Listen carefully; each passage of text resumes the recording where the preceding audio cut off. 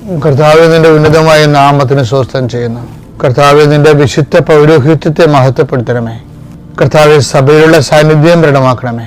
39 വർഷം ഞാൻ അർപ്പിച്ച കൃപാന്റെ യുഗതിയാൽ കൃപാസനത്താറെ ജീവനോടെ പ്രത്യക്ഷപ്പെട്ട മാതാവിന്റെ പ്രത്യക്ഷത്തിന്റെ ശക്തിയാൽ ഇന്ന് അങ്ങയുടെ മക്കളെ ഞാൻ പ്രാർത്ഥിച്ച് ആശീർവദിക്കുന്നു. കർത്താവെ,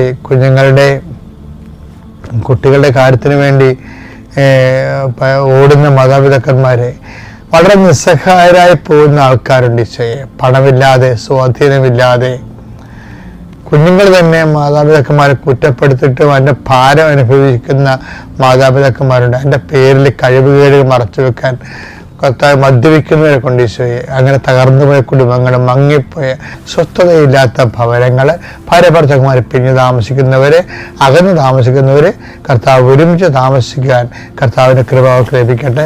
മാതാപിതാക്കൾ മക്കളിൽ നിന്ന് മാനസികമായിട്ട് അകന്ന് പോകുന്നവർ, മക്കൾ ദുർഗതിയിൽപ്പെട്ടു പോയിട്ടുള്ള മക്കളുണ്ട് ഈശോയെ. അവർ തിരിച്ചു വരാൻ വേണ്ടി കർത്താവിൻ്റെ നാമത്തിൽ ഞാൻ അവരെ സമർപ്പിക്കുന്നു. Lord, increase your spirit. Lord, increase your spirit of power and grace.